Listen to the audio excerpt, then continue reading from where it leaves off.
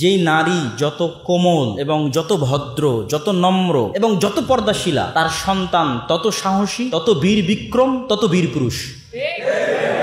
আর যেই নারী যত অভদ্র, যত পুরুষদের সাথে বেশি মিশে এবং যত ফেমিনিস্ট, যত নারীবাদী, তার পুরুষ সন্তান ততটাই দুর্বল এবং ওরাই হচ্ছে এলজিবিটি হয়ে বলবে আমি এখন মেয়ের রূপ ধারণ করব। কেননা তার মধ্যে পৌরুষত্ব শেষে নাই। আবারও 24-এর আন্দোলনের কথা আসবে। এই জায়গায় যদি শেখ হাসিনা না হয় একজন পুরুষ হতো, অনেক আগে পদত্যাগ করে দিত, অনেক আগে। মেয়েদের চাকরি বিষয়ে কিছু বলবেন ইসলামের পরিবার ব্যবস্থায়। আচ্ছা, তার আগে আরেকটু ভূমিকা দিয়ে নিই। সেটি হচ্ছে আল্লাহ সুবহানাহু ওয়া তাআলা সৃষ্টিগতভাবে যে মেয়েদেরকে দুর্বলের কথা বললেন, এটি একদম সায়েন্টিফিক্যালি অযৌক্তিক নয়। হরমোনাল পার্থক্য আছে। ম্যাসকুইলিন যে হরমোন, মানে পৌরুষত্বের যে হরমোন, সেটি পুরুষদের মধ্যে আছে, আর নারীদের যে হরমোন সেটি নারীদের মধ্যে আছে। ফলত স্বভাবে কিছু পার্থক্য আছে।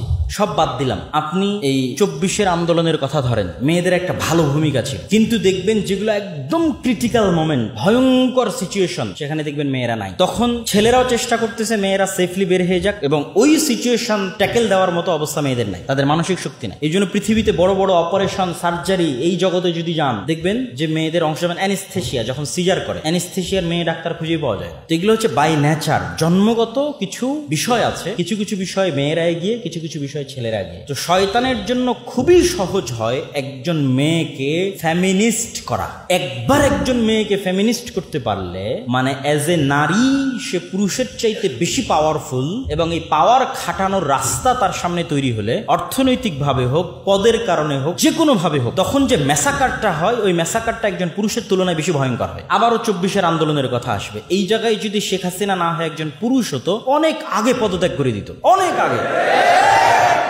কিন্তু যেহেতু মহিলারা, শয়তান তাদেরকে যখন ফেমিনিস্ট করে, মানে সে নারী এবং তাকে পাওয়ার প্রয়োগ করার রাস্তা দেওয়া হয়েছে, অসংখ্য অর্থ দেওয়া হয়েছে, পদ দেওয়া হয়েছে, ক্ষমতা দেওয়া হয়েছে, তখন যে ম্যাসাকারটা হয় ওটা অনেক ভয়ঙ্কর, অনেক খারাপ। এই জন্য স্বাভাবিকভাবে ইসলামের পারিবারিক নিয়ম হচ্ছে অর্থ উপার্জন করবে পুরুষ, পরিশ্রম করবে পুরুষ, আর মেয়ে তার সন্তান সন্ততিকে আরেকজন শক্তিশালী পুরুষে পরিণত করার জন্য কাজ করবে। এই জন্য আপনাদেরকে আরেকটা ছোট্ট জিনিস এখানে বলে যায়, এটা বাস্তবে প্র্যাকটিক্যাল পরীক্ষা করবেন। যেই নারী যত কোমল এবং যত ভদ্র, যত নম্র এবং যত পর্দাশীলা, তার সন্তান তত সাহসী, তত বীর বিক্রম, তত বীর পুরুষ।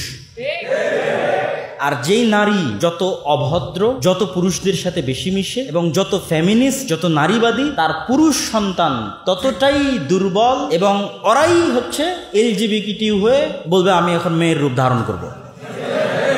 কেননা তার মধ্যে পৌরুষত্ব শেষে নাই। এইটা আপনি বাস্তবে পরীক্ষা করে দেখতে পারেন। আর শয়তান এই জিনিসটা চায়। এই জন্য খালিদ ইবনুল ওয়ালিদ, তারেক বিন জিয়াদ কেমন মেয়ের পেট থেকে জন্ম নিবে, যে খুবই কোমল, খুবই নম্র, খুবই পর্দাশীলা, তার পেট থেকে খুবই ভয়ঙ্কর লেভেলের বীর বিক্রম, বীর পুরুষ, বীর মুজাহিদ জন্ম নেবে। তো এই জন্য ইসলাম চায় যে মেয়েরা এই সাইডটা দেখভাল করুক, পরিবার দেখভাল করুক, সন্তানকে খুব ভালোবাসা দিক, আদর দিক, যত্ন দিক, শিক্ষা দিক, এমন সন্তান তৈরি করুক পৃথিবী শাসন করবে। আর তার বিপরীতে সেকুলার সিস্টেম চাই যে মেয়েরা ফেমিনিস্ট হোক। তাহলে মেয়েদের ফেমিনিস্ট হওয়ার একটা অন্যতম রাস্তা হচ্ছে সে চাকরি করবে, টাকা ইনকাম করবে। তখন যে ম্যাসাকার হবে, সেই ম্যাসাকার সে কন্ট্রোল করতে পারবে না, মানসিকভাবে মহিলা কন্ট্রোল করতে পারবে না। ওই ব্যালেন্সটা পুরুষ রক্ষা করতে পারে। তখন মহিলা মানুষ জালেম হয়ে যায়, অত্যাচারী হয়ে যায়। দেখবেন এক মহিলা আর এক মহিলার উপর বেশি জুলুম করে। একজন পুরুষ আর এক পুরুষের উপর জুলুম করার চাইতে একজন মহিলা আর এক মহিলার উপর বেশি জুলুম করে। শাশুড়ি বৌমার উপর, বৌমা শাশুড়ির উপর, এইভাবে মানে মেয়েরা মেয়েদের প্রতি বেশি জুলুম করে। তখন ওই মেয়ে যখন আরো বেশি পরিমাণে ক্ষমতা পেয়ে যায়, তখন সে আর ব্যালেন্স করতে পারে না। তখন সেই জুলুমটা তার স্বামীর উপর শুরু হয়, জুলুমটা সন্তান সন্ততির উপর শুরু হয়। ফলত সমাজ ব্যবস্থা এবং পরিবার ব্যবস্থায় ব্যালেন্স করার জন্য যে পুরুষ, তাকে ইনকাম করতে হবে, সে ন্যূনতম হলো ব্যালেন্স। তার মানে সব পুরুষ ভালো আমি এটি বলতেছি না, কিন্তু মোটামুটি স্বাভাবিক অবস্থায় একজন পুরুষ